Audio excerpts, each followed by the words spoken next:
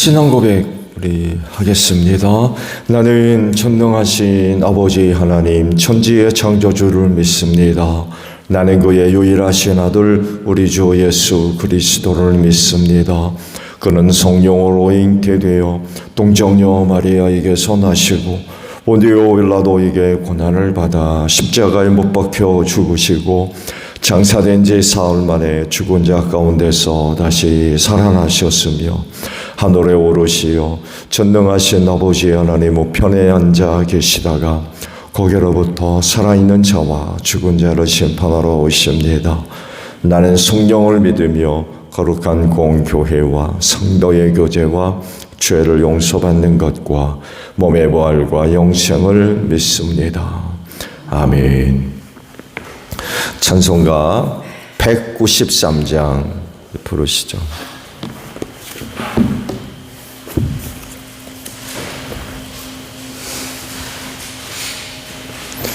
찬송가 193장이에요.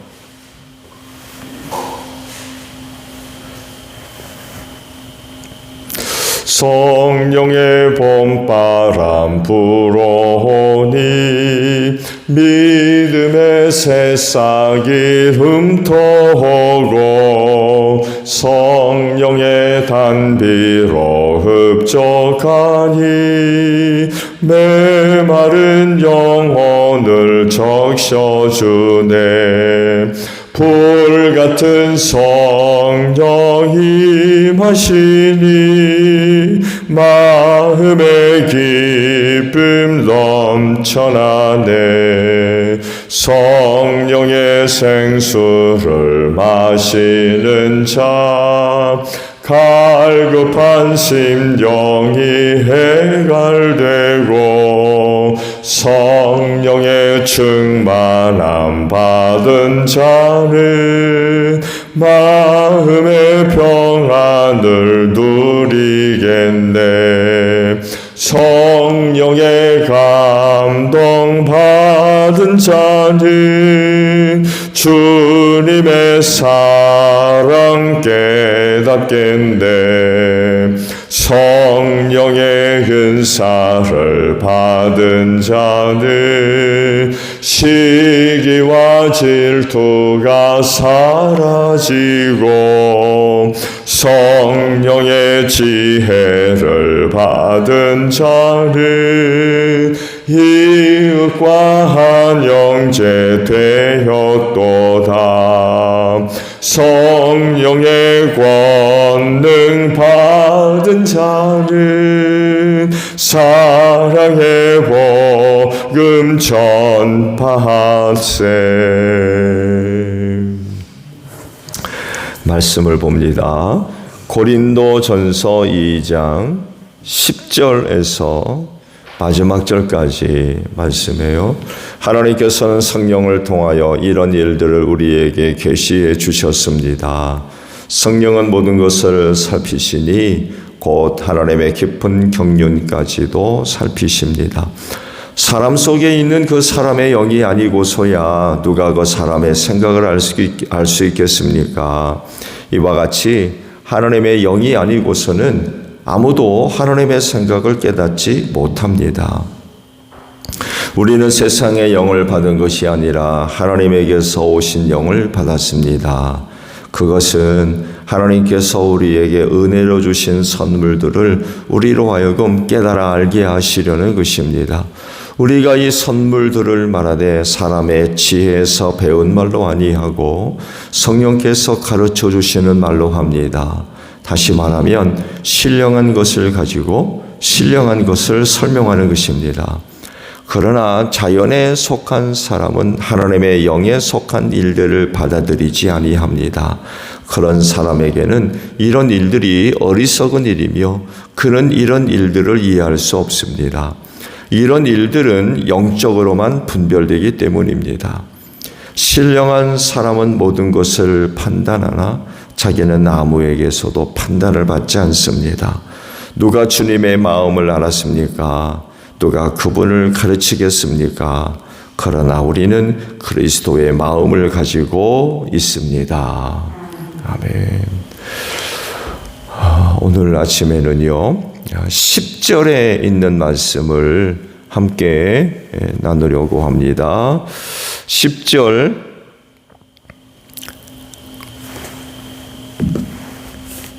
봅니다. 하나님께서는 성령을 통하여 이런 일들을 우리에게 계시해 주셨습니다. 성령은 모든 것을 살피시니 곧 하나님의 깊은 경륜까지도 살피십니다. 라는 말씀입니다. 고린도 교회의 1차적인 그런 그 문제를 지적했죠. 바로 분열의 문제입니다. 근데 더불어 굉장히 놀라운 소식도 들려왔어요. 들려온 소식에 의하면 고린도 교회가 여러 파벌로 나누었는데 바울파, 아볼로파, 게바파, 그리스도파 이렇게 나누어졌다는 거예요. 이 소식을 들은 바울이 깜짝 놀랄 수밖에 없죠. 왜? 자기 이름이 들어갔거든요. 고린도 교회에 내 어떤 성도들이 나는 바울파라는 거예요. 교회가 나눠지는 것 자체도 위험스러운 일인데 거기에 자기 이름이 들어가 있는 거예요. 이 소식을 들었을 때 바울 사도가 어땠겠어요? 할렐루야 그랬겠습니까? 깜짝 놀란 거죠.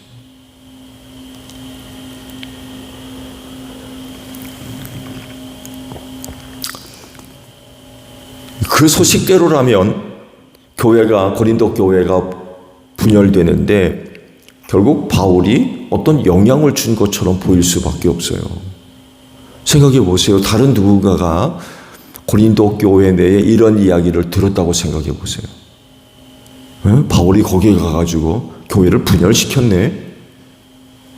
이렇게 들을 수밖에 없는 거죠. 깜짝 놀랄 수밖에 없는 거죠. 진짜 그럴까요? 그래서 바울은요, 교회의 여러 가지 문제들을 해결하기 위해서 편지를 보내게 되었고, 여기에 자기 변호까지 그 내용을 담아서 보내지 않을 수가 없었던 거죠.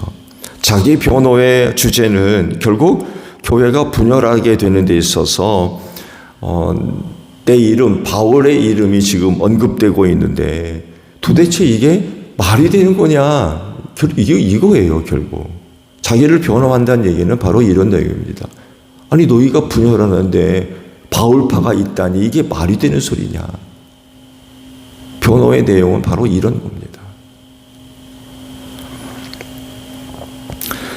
그러면서 고린도에서 어떻게 사역을 했는지 그 내용들을 이제 밝히고 있는 거죠. 말씀드린 대로 고린도에서 사도 바울이 사역했던 어떤 방법, 내용에 관해서 쭉 기록하면서 내가 그곳에서 이렇게 사역을 했는데 어떻게 내 이름이 그 교회가 분열하는데 사용되느냐, 어떻게 내파가 만들어질 수 있느냐, 좀 그 얘기를 하고 있는 거예요. 그게 가능한 얘기냐 도대체. 그러면서 지금까지 말씀을 보셨듯이 두 가지를 언급합니다. 사도 바울이 가만히 생각해 보니까 내가 그곳에서 한 일 어떤 것 때문에 내파가 생긴 게 아닌가 하면서 그 일에 대해서 언급을 하죠. 첫 번째, 세례를 언급합니다. 내가 그곳에서 세례를 주었는데 3가정밖에 세례를 안 줬다는 거예요. 근데 어떻게 내파가 발생할 수 있느냐는 거죠. 그러면서 내가 그곳에 보냄을 받은 건 세례를 주려고 보냄받은 게 아니라 뭐 하려고요? 복음 전하라고 내가 그곳에 보냄을 받은 거다. 만약에 세례를 받았다고 해서 내파가 생겼다고 그러면 그건 말도 안 된다는 얘기죠. 왜? 나는 그곳에 간 건 복음 전하려고 간 거야. 세례 주려고 간 게 아니라. 만약에 세례 받은 것 때문에 바울파가 생겼다 그러면 그거 말도 안 되는 거다. 그 얘기예요, 결국. 자, 두 번째, 사도 바울이 그러면 그곳에서 복음 전하라고 보냄을 받았는데, 그러면 내가 그곳에서 복음을 전할 때에 어떻게 복음을 전했느냐라는 것을 두고 또 자기 변호를 쭉 하고 계십니다. 그것이 이제 4장까지 길게 기록이 되어져 나옵니다. 바울의 설교는요, 사람의 지혜나 훌륭한 말이 아닌 성령의 능력으로 내가 그 복음을 전했다. 지난번에 말씀을 드렸죠. 사람의 지혜, 사람의 어떤 말재주, 이건 철학자들이 하는 방법이에요. 왜? 자기를 알리는 거예요. 그래서 자기를 지지하는 사람, 자기파, 자기를 따르는 사람, 이런 사람들을 만들기 위해서 사람의 지혜, 사람의 말재주, 그래서 저들의 마음을 빼앗고 저들의 마음을 자기 것으로 만들려고 하는 그런 그 시도들, 철학자들의 아주 전형적인 그런 모습이에요. 근데 나는 그렇게 하지 않았다는 거예요. 결국 철학자들과 같이 고린도 교회 내에서 내 사람 만들려고 그렇게 하지 않았다. 그 얘기를 하고 싶은 거예요.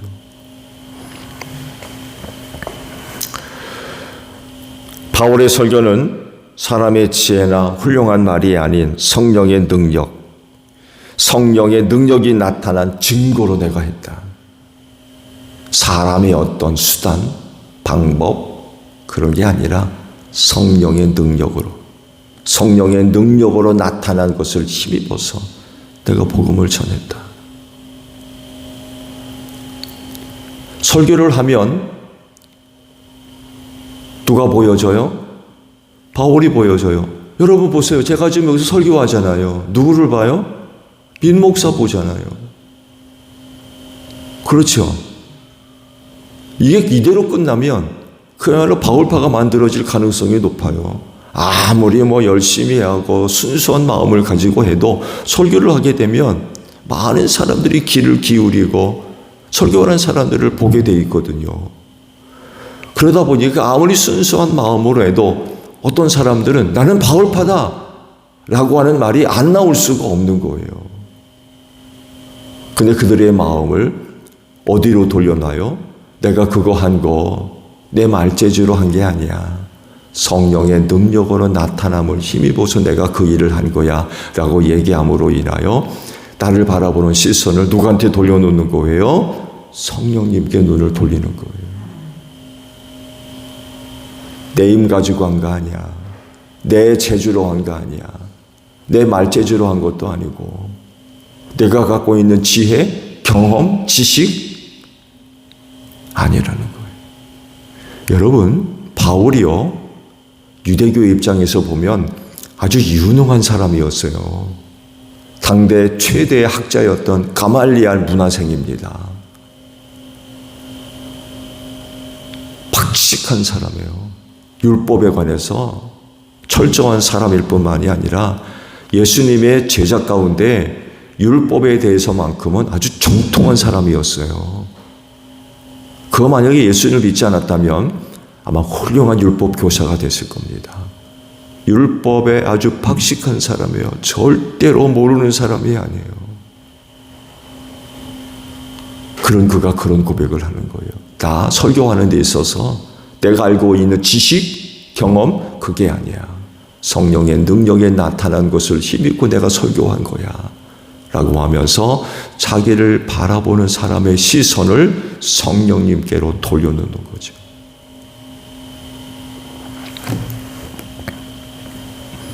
눈으로 보지 못하고 귀로 듣지 못한 것들, 사람의 마음에 떠오르지 않는 것들을 하나님께서는 자기를 사랑하는 사람들에게 마련해 주었다라고 하시면서 이사야 64장 4절의 말씀을 인용을 하죠. 그러면서 자기 사역을 설명을 하려고 합니다.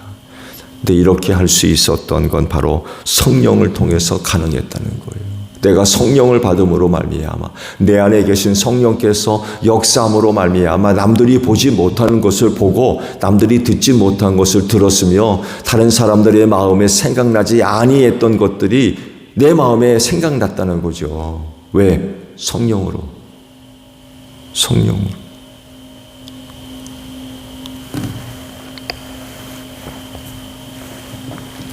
세상의 영을 받은 것이 아니라 하나님에게서 온 영을 받았는데 내게 성령을 주신 이유, 그렇게 하신 것은 은혜로 주신 선물들을 깨달아 알게 하시려고 성령을 주셨고 내가 성령을 받았다 라고 또 이 간증을 합니다. 하나님에게서 온 영을 받음으로 말미암아 하나님으로 받은 은혜를 이해할 수 있고 설명할 수 있다는 거예요. 영은 영이 알기 때문에.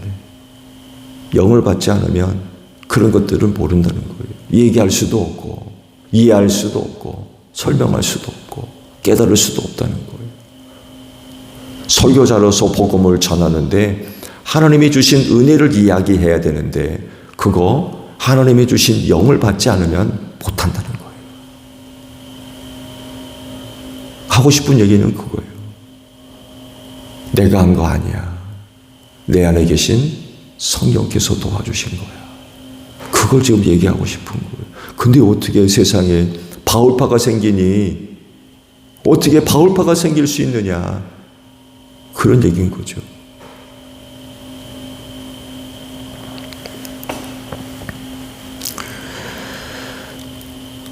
무슨 이유 때문인지 정확하게 드러나진 않지만 당시 고린도 교회 성도들 안에는 바울을 지지하는 그런 그 무리들이 발생한 건 사실이었던 것 같아요.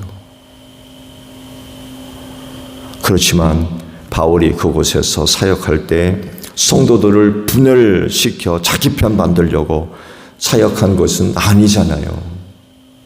그리고 악한 마음을 품고 고린도에 가서 복음 전했겠어요? 절대로 그렇지 않죠. 사도 바울이 그러잖아요. 교회는 주님의 몸이다. 그리고 그 교회의 머리는 누구라고요? 바울이라고 합니까? 누구라고 얘기했어요?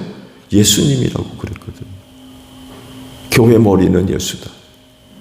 만약에 사도 바울이 악한 마음을 품고 고린도에 가서 내 편 만들려고 가서 복음 전했다면 교회 머리는 누구라고 그랬겠어요? 나 바울이야. 그랬을 겁니다. 근데 그런 말 하지 않아요.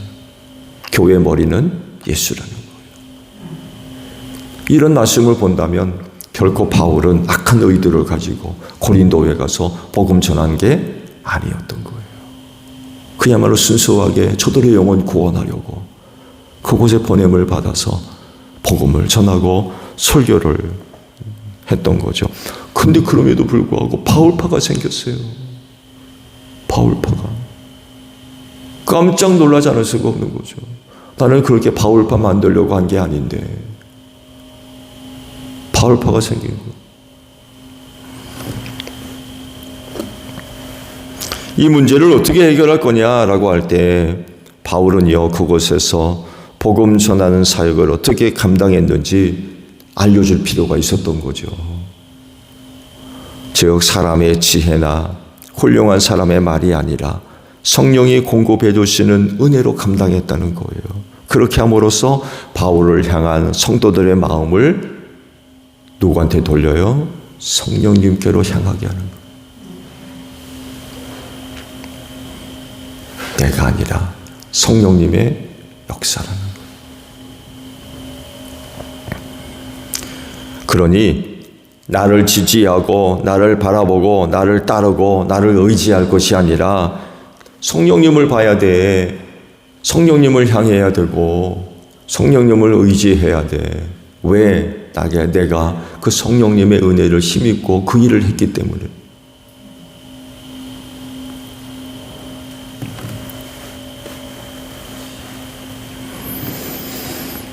교회의 영적 성숙, 교회의 영적 성숙도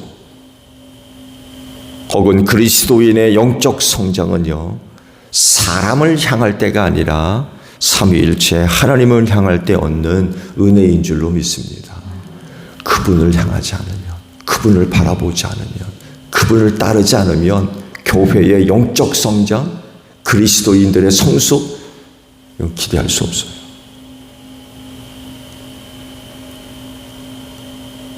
사람을 바라보고 사람을 따르는데 그곳에 은혜가 있겠어요?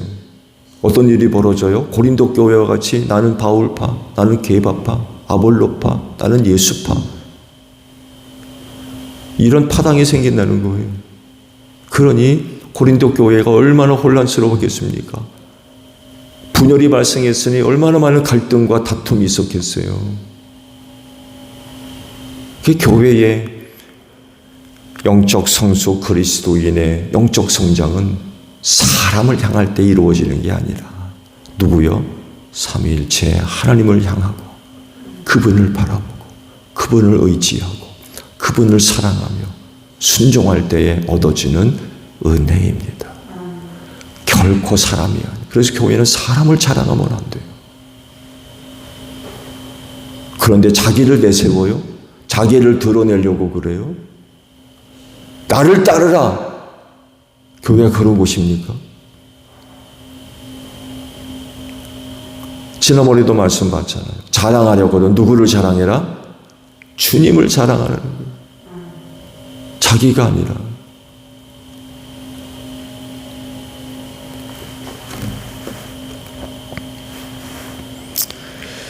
교회와 그리스도인의 영적으로 신앙적으로 성숙하고 성장하는 것은 성령께서 주시는 은혜인 줄로 믿습니다. 그렇기 때문에 인간적인 수고를 인정하거나 영적 아비의 가치를 존중해 줄 수 있는 건 필요해요. 무시하면 안 되잖아요. 하나님께서 쓰시려고 세우고 보냄받고 했는데 그들이 갖고 있는 영적인 권위들을 인정하지 않고 그건 안 되죠. 예, 그들을 인정하고 또 존중하며 그들이 하는 말에 귀를 기울이고 함께 뜻을 모으는 거 무척 중요합니다. 그러나 그런 사람을 이유로 해서 분열이 되는 것, 고린도 교회와 같이 누구파 이런 일은 일어나면 안 된다는 거예요.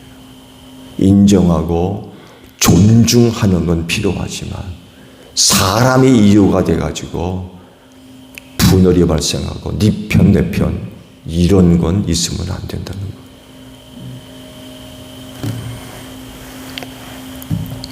교회는 성령님이 역사하는 곳인 줄로 믿습니다. 어떻게? 사람을 통해서. 복음 전하라고 사도 바울이 보냄을 받았잖아요. 그래서 성령께서 그 사도를 통하여서 고린도 교회 안에서 얼마나 놀라운 은혜들이 있는지 몰라요. 설교를 하고 말씀이 선포되고 사역의 자리에 성령의 능력의 역사들이 나타나고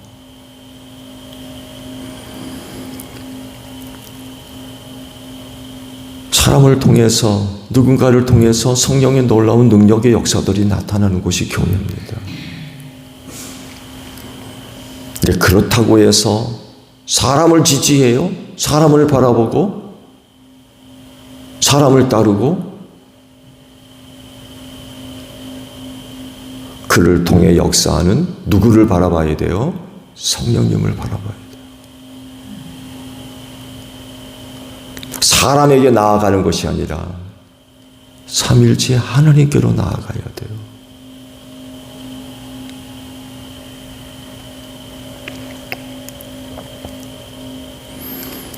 그렇기 때문에 고린도 교회 성도들은요, 바울을 통해 그분, 곧 바울을 통해 역사하신 성령님,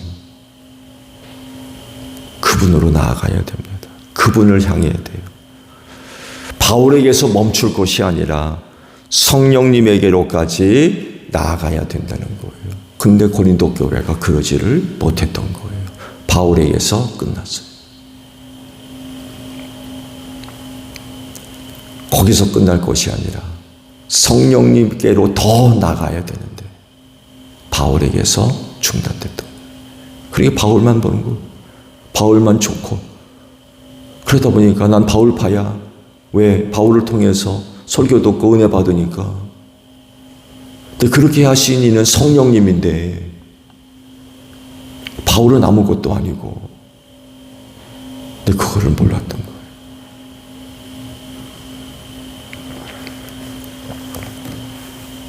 그분이 모든 일을 이루시는 줄로 믿습니다. 그래서 그분으로 향해야 돼요. 그분을 따라야 돼요. 결코 사람이 아닙니다. 오늘도 하나님 앞에 나오셨어요. 그분을 바라보고 그분에게 집중하며 그분께 순종하는 여러분들이 되시기를 바랍니다.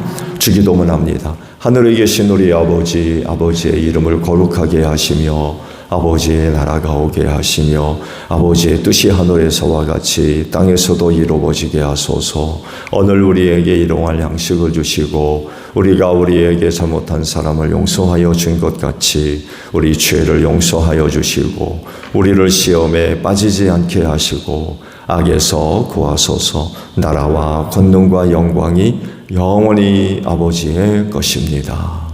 아멘. 기도하겠습니다.